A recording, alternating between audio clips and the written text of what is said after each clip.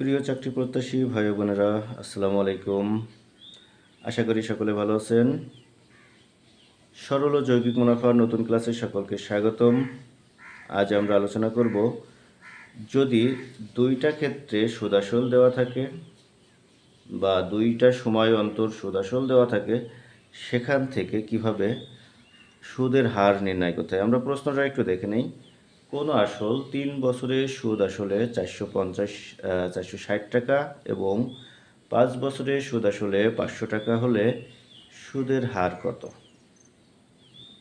তো এখানে দেখেন, প্রথমত 3 বছরের সুদের হার সুদ আসল দেওয়া আছে এবং 5 বছরের সুদ আসল দেওয়া আছে।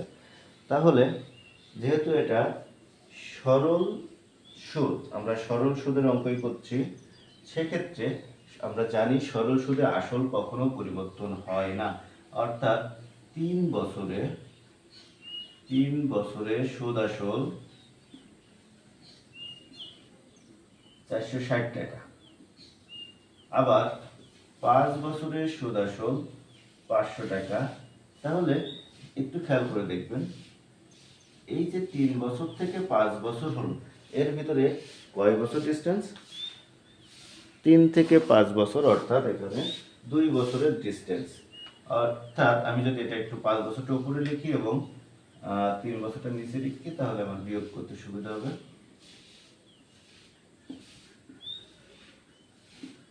দেখেন, 5 বছরের সুদ আসল ছিল 500 টাকা আর 3 বছরে ছিল 460 টাকা। এখন যেহেতু এটা সরল সুদ, এই সরল সুদে আমরা জানি আসল কখনো চেঞ্জ হয় না, নির্দিষ্ট পরিমাণ সুদ নিয়মিত বাড়তেই থাকে। সেক্ষেত্রে আপনার এই দুইটা ক্ষেত্রে 460 টাকা থেকে যে 500 টাকা হলো, এখানে শুধুমাত্র সুদ বৃদ্ধি পেয়েছে। অর্থাৎ এখানে কিন্তু আসল বৃদ্ধি পায়নি বা অন্য কিছু বৃদ্ধি পায়নি। তাহলে আমি বলতে পারি যে এই যে 2 বছরে যে ঘটনাটা ঘটছে, 2 বছরের সুদ, 2 বছরের শুধু সুদ বৃদ্ধি পেয়েছে কত টাকা? 40 টাকা। 2 বছরের সুদ হয়েছে 40 টাকা। এখন 2 বছরের সুদ হয়েছে 40 টাকা, আমার এখানে দেখা যাচ্ছে 5 বছরের সুদ আসল আর 3 বছরের সুদ আসল। তো সেক্ষেত্রে আমি 5 বছর অথবা 3 বছর যে কোনো একটা ক্ষেত্রে আপনার সুদটা বের করে নিয়ে আমরা সেখান থেকে আসলটা বের করে নেব। তাহলে আমি 3 বছরের সুদটাই বের করি।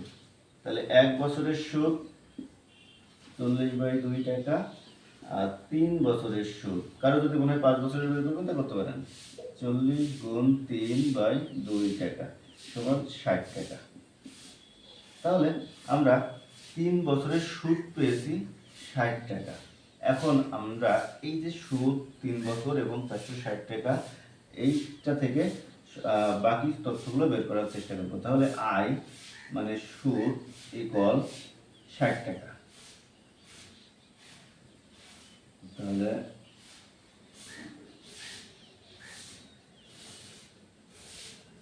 সময়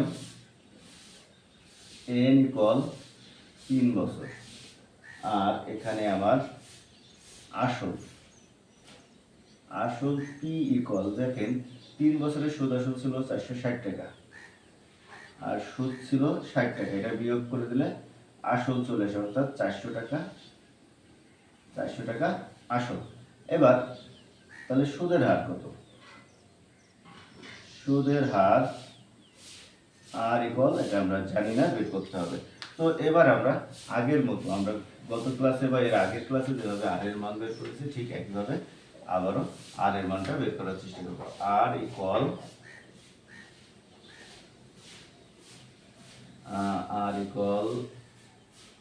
আই ইন্টু 100/en। তো এক্ষেত্রে আমরা আই এর মানটা বসিয়ে দিই, 60 গুণ, এটা বাংলায় লেখা যায় না, 100/p 400 টাকা, n 300 টাকা। তো এবার আমরা এই হিসাবটা করলেই অঙ্কটা সহজ হয়ে যাবে। 4 15 3 5 টাকা, অর্থাৎ সুদের হার শতকরা 5 টাকা।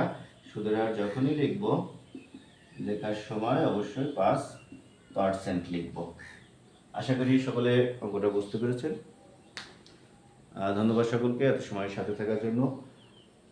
দেখা হবে পরবর্তী ক্লাসে। ততক্ষণ সকলে ভালো থাকবেন। আল্লাহ হাফেজ।